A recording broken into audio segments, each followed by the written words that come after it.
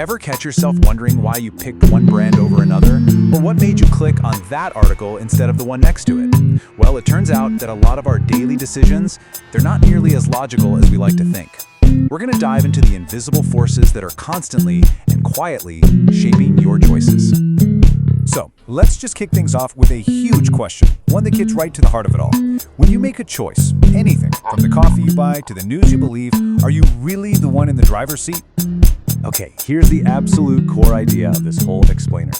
To deal with the crazy amount of information we're bombarded with every single day, our brains came up with a trick, mental shortcuts. We call them biases. And yeah, they help us function, but they also create some major blind spots. And here's the kicker.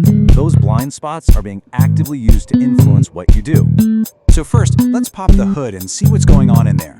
We're going to explore your brain's hidden autopilot, that automatic system that guides you when you're not really paying close attention.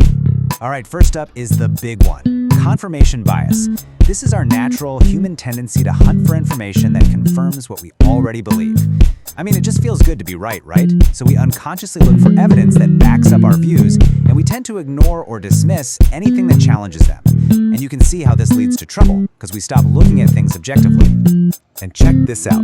This is where it gets really fascinating. A famous Stanford study showed this bias in action perfectly. They gave people some made-up research on capital punishment. The results were just wow.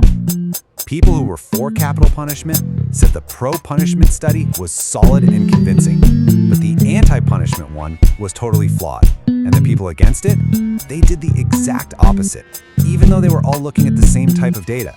It's just a perfect snapshot of how our beliefs literally create our reality.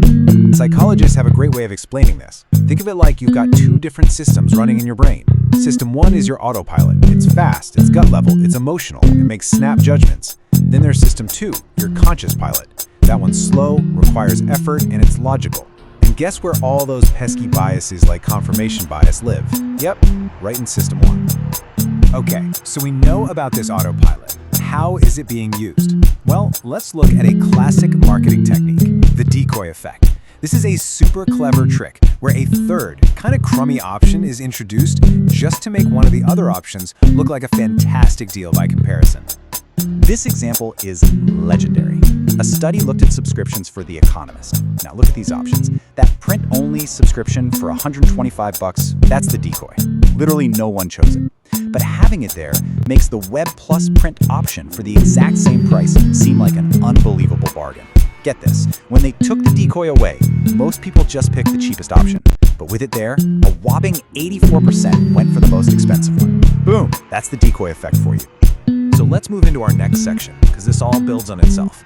These aren't just quirky theories you learn in a psych class. They are the actual foundation of the modern marketer's playbook. A lot of business is built on understanding and using your natural biases. And one of the most powerful tools they have is called social proof. The basic idea is simple. If a bunch of other people are doing something, it must be the right thing to do. We're wired to see safety and even wisdom in numbers. And you see social proof everywhere, in all kinds of forms. It's the 5-star reviews on a product, it's a celebrity telling you what they use, it's a website bragging about its millions of users, even those little trust badges you see. Every single one is designed to speak directly to your System 1 brain and say, hey, don't worry, relax. Other people already checked this out for you. It's safe. So take a look at this example from Zapier. When they say they're the platform of choice for 87% of the Forbes Cloud 100, what they're doing is using expert social proof. Your brain doesn't have to do the hard work of evaluating Zapier. It just goes, oh, Forbes is a big deal, and the top companies they rate use this must be good. It makes the decision feel way easier. And they do it again here, but with a totally different tactic. This is the wisdom of the crowd. That number, 2.2 million, is meant to trigger your brain's autopilot to think, wow, if that many businesses trust them, it's got to be a safe bet. It lets you shortcut all the tedious research. Or here, the company Jasper is using testimonials. That phrase, real marketers, surreal results, is so good. It's catchy, but it also implies that people just like you are getting incredible results with their product. It's all about making it relatable. Now, another incredibly powerful bias is loss aversion. Behavioral economists have shown that the pain of losing something stings about twice as much as the pleasure of gaining that exact same thing. We are just fundamentally hardwired to avoid losing at all costs. So how does this mess with us in the real world? Well, in investing, loss aversion can be an absolute disaster. It's why people will cling to a stock that's tanking, just hoping it'll come back, because selling it would mean admitting the loss, and that hurts. And on the flip side, it's why they sell winning stocks way too early, just to lock in a small gain, and then they miss out on much bigger profits. Okay, now let's take all these ideas and plug them into the world we live in now. Because if our brains are already wired with these biases, today's technology is just pouring gasoline on the fire. Your digital world is basically becoming a giant mirror reflecting back only what you already believe. Think about it. Social media platforms don't just show you a random collection of posts. They use what's called algorithmic editing to create a feed just for you. And the algorithm's main job is to keep you engaged, to keep you scrolling. The easiest way to do that? Show you content you're probably going to agree with. Over time, this creates what we call a filter bubble, your own personal information universe where your beliefs just get reinforced over and over again. And the consequences for society are, well, they're enormous. As researchers point out, these algorithms build echo chambers that just make us more divided. Get this is the really wild part.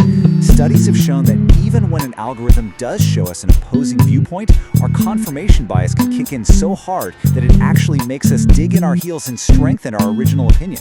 The algorithm itself becomes an engine for polarization. So, is this all just doom and gloom? Are we all just puppets? No, not at all. The goal isn't to be perfect, it's just to be aware. Which brings us to our last section. How can we start to think a little differently and maybe break out of these mental boxes? The investor Peter Thiel has a really useful way of looking at this. He talks about two kinds of progress. First, there's one to N, or horizontal progress. That's all about copying things that already work. It's safe, it's what everyone else is doing. Then there's 0 to 1, or vertical progress. That's about creating something totally new. And to do that, you have to break away from what everyone agrees on, the very thing that confirmation bias and social proof try to stop us from doing. So how can we actually do this in our own lives? Well, the first step is the simplest. Just acknowledge that these biases exist and that they affect you. That awareness is honestly half the battle. From there, you can actually try to seek out different perspectives. Make an effort to read or listen to things that challenge you. Get in the habit of questioning your own assumptions. Maybe the easiest one of all? Just pause before you act. That tiny little delay gives your slow, logical System 2 brain a chance to wake up and get in the game. And really, this is the most important thing to take away from all this. You're never going to eliminate your biases. You can't. They're a fundamental part of how your brain is wired. The real power isn't in eliminating them. It's in being aware of them. Just knowing where your blind spots are lets you question things, compensate for them, and ultimately make better, more conscious choices. So I want to leave you with Peter Thiel's favorite question, one he asks people in interviews. What important truth do you believe that few people agree on? It's such a powerful question because the only way to answer it is to think for yourself, outside of social proof, outside of the consensus. It forces you to look for something others don't see. So, what's yours?